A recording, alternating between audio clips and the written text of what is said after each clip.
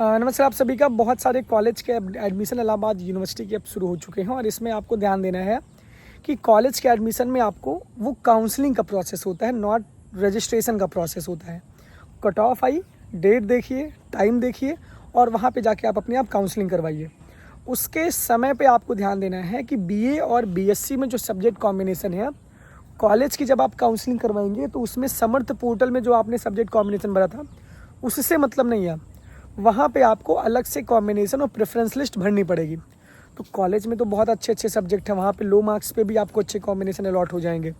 तो उसको प्रेफरेंस को आपको बहुत ध्यान से भरना है, चाहे ईसीसी का हो, चाहे सीएमपी का हो, चाहे वो आईएसडीसी का हो और चाहे वो किसी भी कॉलेज का हो, एसएस खन्ना, जगत तारण, आर्य कन्या, यहाँ सब पे अगर आप प्रेफरेंस भर रहे हो तो आपको अच्छे से भरना है प्रेफरेंस ध्यान से। मतलब जो भी आपको गोल्डन सब्जेक्ट चाहिए, जैसे ज्योग्राफी हुआ, पॉलिटी हुआ, हिस्ट्री हुआ, इकॉनमी हुआ, तो 2 मेजर और 1 माइनर का पूरा कॉन्सेप्ट है। मैंने आपको बताया कि मेजर और माइनर का जो कॉन्सेप्ट है वो ये रहेगा कि बीए बीएससी में फर्स्ट ईयर सेकंड ईयर आप 3 सब्जेक्ट पढ़ेंगे, थर्ड ईयर में आप 2 सब्जेक्ट पढ़ेंगे और फोर्थ ईयर में जब आप ऑनर्स करेंगे तो आपको 1 सब्जेक्ट से ऑनर्स की डिग्री मिलेगी।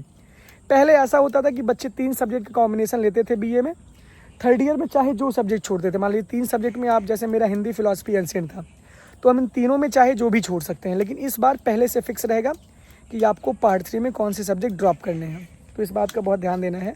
एक नए सिरे से सब्जेक्ट प्रेफरेंस को आपको भरना है, तो सब्जेक्ट प्रेफरेंस भरने में थोड़ी सावधानी बरतें, क्योंकि वही सारे अलॉटमेंट आपको होंगे। एक बार सब्जेक्ट कॉम्बिनेशन मिल जाएगा तो दोबारा नहीं चेंज होगा।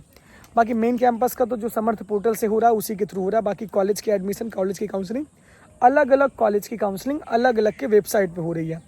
तो मेन कैंपस में तो सब जा रहे हैं, लेकिन जिस कॉलेज में आपको इंडिविजुअल जाना है उस कॉलेज की काउंसलिंग आप करिए। ईसीसी का प्रोसेस बहुत सिंपल है, आईएसडीसी का प्रोसेस बहुत सिंपल है।